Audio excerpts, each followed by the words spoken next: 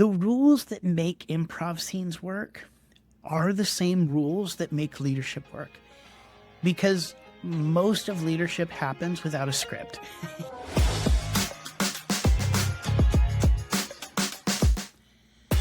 Welcome to Badass Softie, a podcast for leaders who are unapologetically ambitious and want to lead with heart because you're allowed to chase big goals without losing what makes you human. I'm your host, Dr. JJ Peterson, and if you've been around me for a while, you may have heard or may not have heard that before I ever did a podcast or worked with leaders on their messaging and companies to clarify their message, before I worked with thought leaders to create keynotes and webinars and courses, I spent a few years doing improv comedy for a living. Now, when I tell people that, often what happens is they go, well, I love stand-up. And I'm like, no, it's not stand-up. It is improv. I improvise comedy. And it really started as a fun thing, kind of like a side thing. I lived in San Diego, and my brother was coming down to visit, so I was looking for stuff to do, and I saw that Comedy Sports had a theater in town. So we got tickets, and I loved it. I had a blast. And I signed up on their email list, and the next week, I got an email that said they were doing open auditions for the main stage. And I thought, well, you know what? I loved it. I have a background in theater. I did some in high school and college. Well, what the heck? I'm going to try out. I figured I've got nothing to lose, so I went for it. And I go to the audition, and about 50 people show up. And by the end of the audition, they actually picked 3 of us to be on the main stage. And so right then and there, after never doing improv before, I dove in and learned all about improv and the world of improv.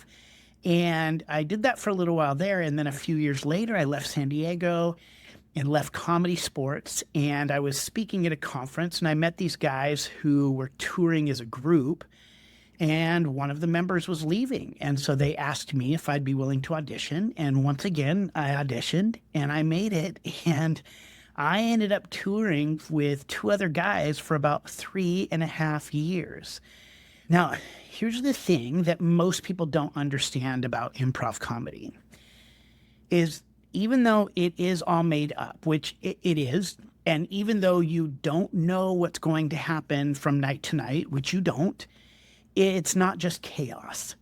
Improv has rules and structure. And these rules are not meant to restrict creativity, but they're actually there to make creativity possible. And when you learn the rules and when you understand how to play by those rules, it doesn't necessarily make improv easy, but it does help make it be better and give it more of a chance that things will work out. Some of those rules I learned doing improv have served me really well in leadership and life.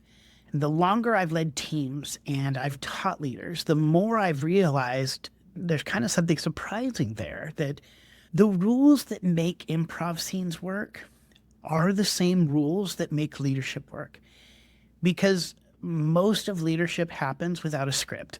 You get new suggestions, new ideas. You're working with new scene partners all the time, and you have to learn how to make it work.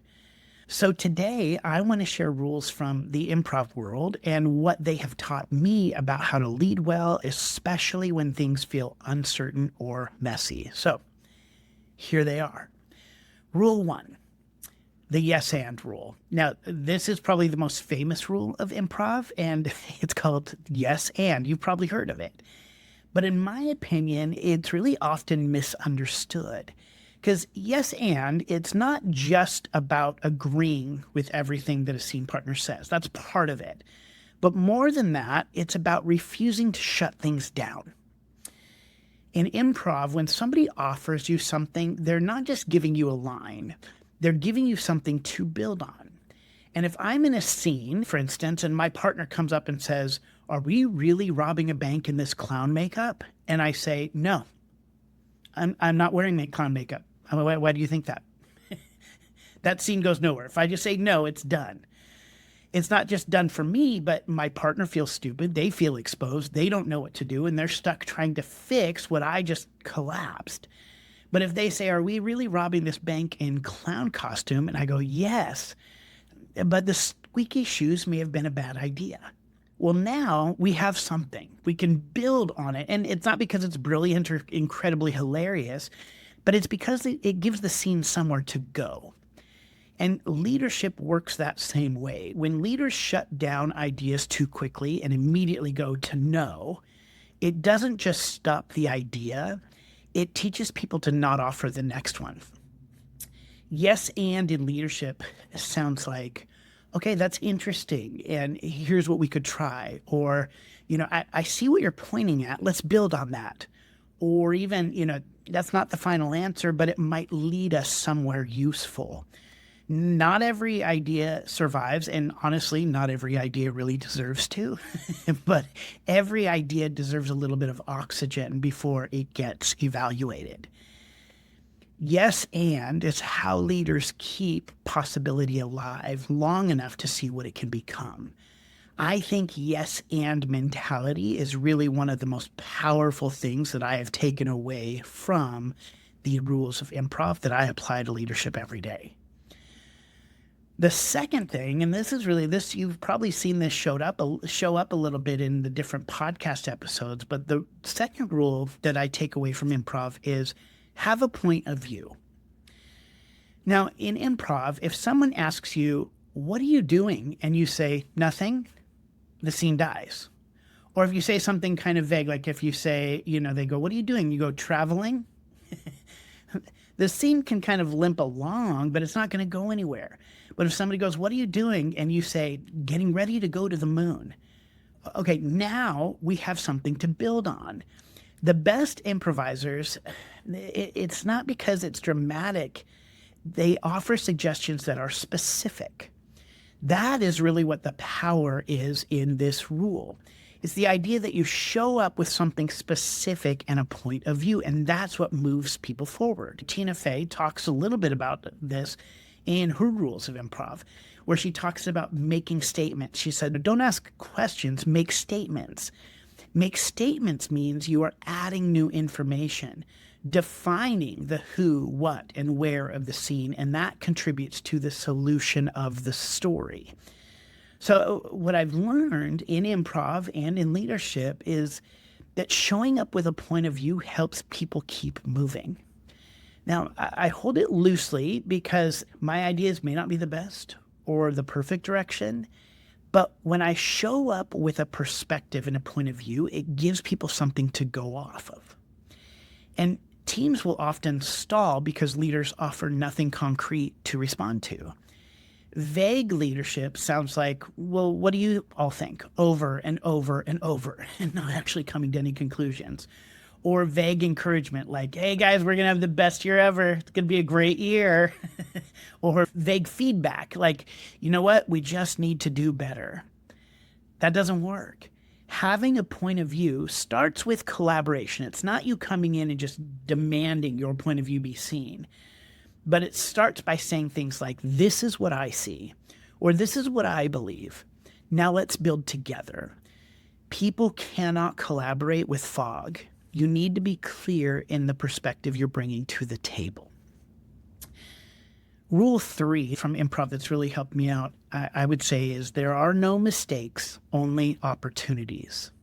Let me say that again. There are no mistakes, only opportunities. In improv, I'll just say mistakes are guaranteed, right? You'll make a choice that doesn't land. You will misunderstand what somebody says. You will say the wrong word or the wrong name.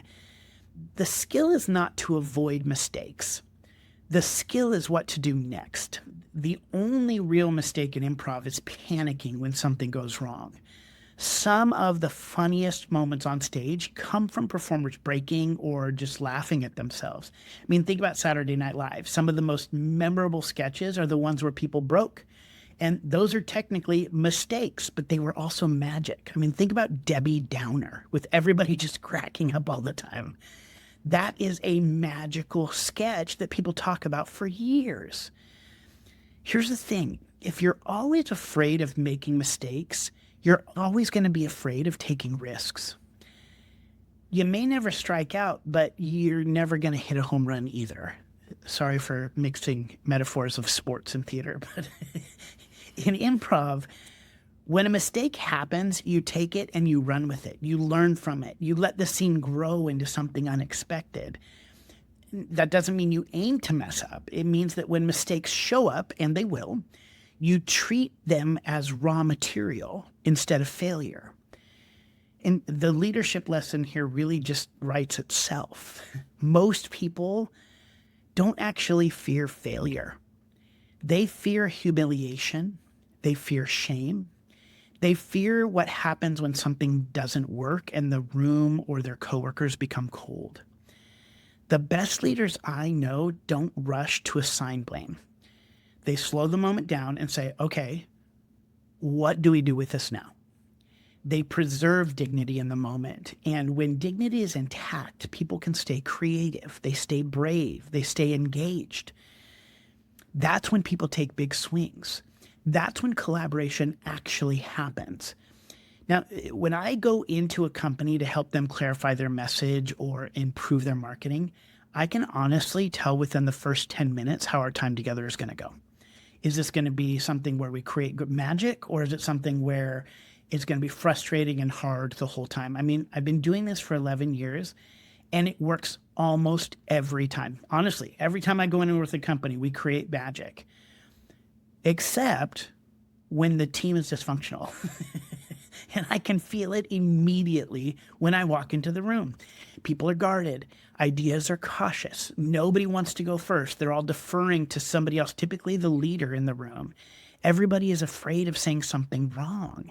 It's almost always a leadership issue. It's not a team issue. It's a leadership issue. And I can guess this within 10 minutes, but over time, it becomes really clear what kind of leader is in the room. Are they someone who shames and punishes mistakes? Or are they someone who allows contributions, even when they're imperfect? The teams that aren't afraid to miss are always the teams that create something great. And let me be clear. This doesn't mean you ignore mistakes, especially when they're costly for the team or the company. Accountability still matters. But how you handle mistakes matters just as much. Publicly, you keep things moving. You don't shut down the scene. You don't shut people down. You don't shame them. Because even if you think you're correcting one person and it's like not really about everybody else, everybody's watching, and then they become afraid of sharing as well. In public, you protect the momentum. You protect the dignity. In improv, when something goes wrong, the scene doesn't stop. The show goes on. Leadership has to work that same way. Rule number 4, don't ignore what's been established. In improv, you cannot ignore what everyone else can see. This one is simple, but it really requires a lot of presence, and it's actually hard in a scene because you actually have to be paying attention to the moment.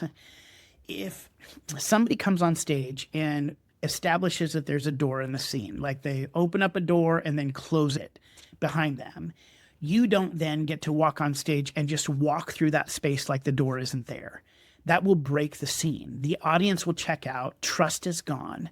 I remember one time I was in a scene where I was so focused on where I thought the scene was going and trying to think of funny lines that I was going to say that I really wasn't present at all. And my scene partner had pretended to load a roll of quarters into a pillowcase, as you do, and they pretended to swing it at me. And I didn't realize what was going on, and I didn't react. I just stood there and completely missing what he had set up. We all just kind of stood there for a few seconds, and I started panicking.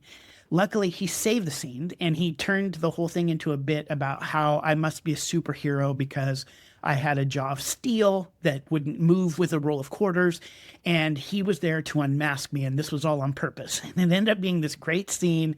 Everybody was laughing because of his genius. He took my mistake. Remember, there are no mistakes, and built on it. But it only worked because he had to do the work to recover from what I missed. I could have killed the scene simply by ignoring what had already been established. There were quarters in a pillowcase. The hit happened. I just wasn't present enough to acknowledge it because I was paying attention to other things.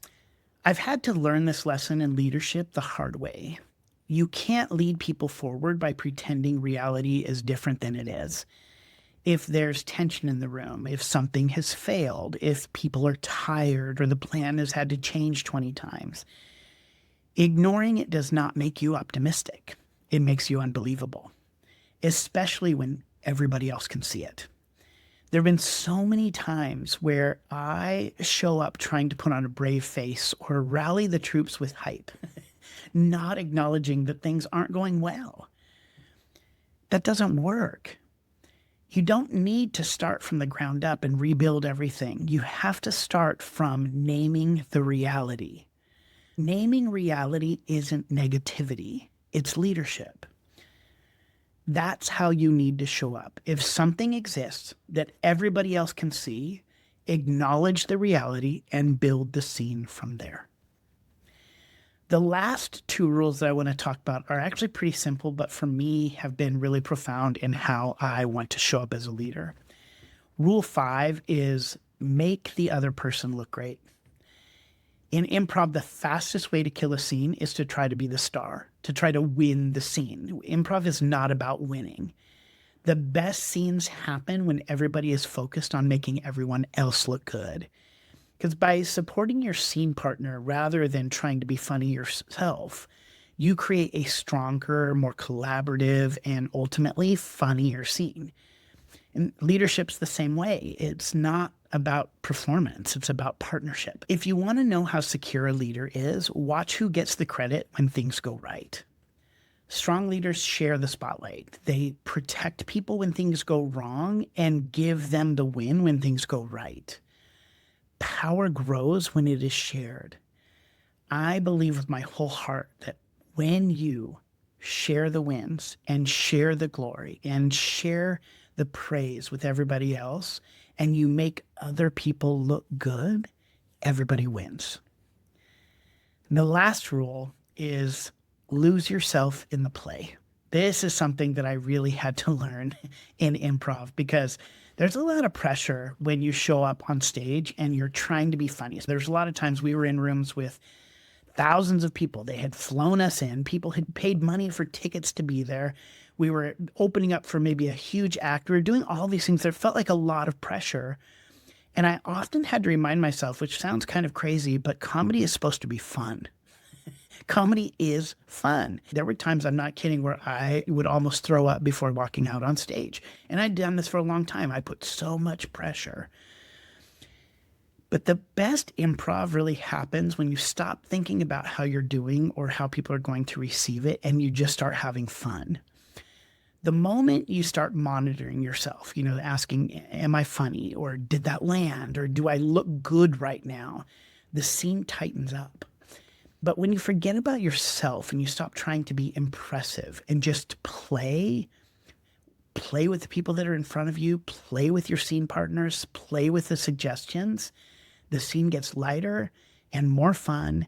You feel it and the audience feels it.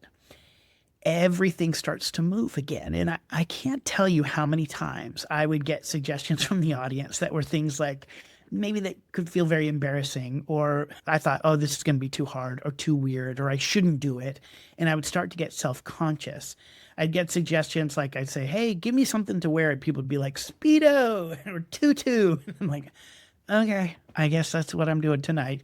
Or I'd ask for an animal, and I remember very specifically somebody yelling out one time, beached whale. And I was like, well, that's beautiful.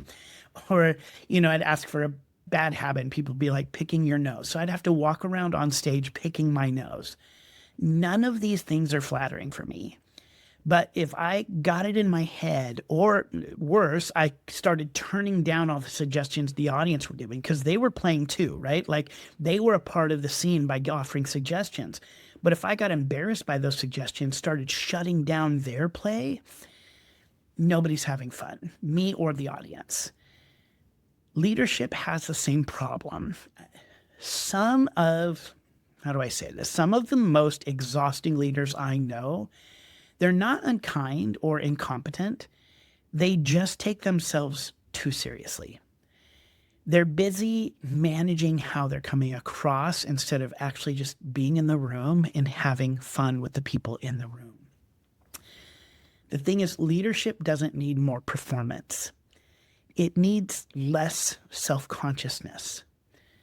When leaders loosen their grip on being impressive, and when they're willing to laugh at themselves, when they stop trying to look like, quote, a leader, work gets more creative, conversations get more honest, and people just relax.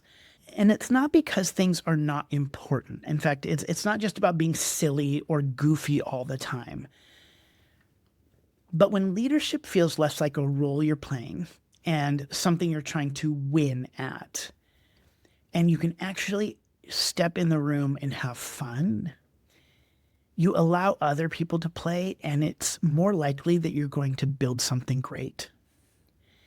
Improv taught me that leadership is not about control. It's about attention. It's about trust.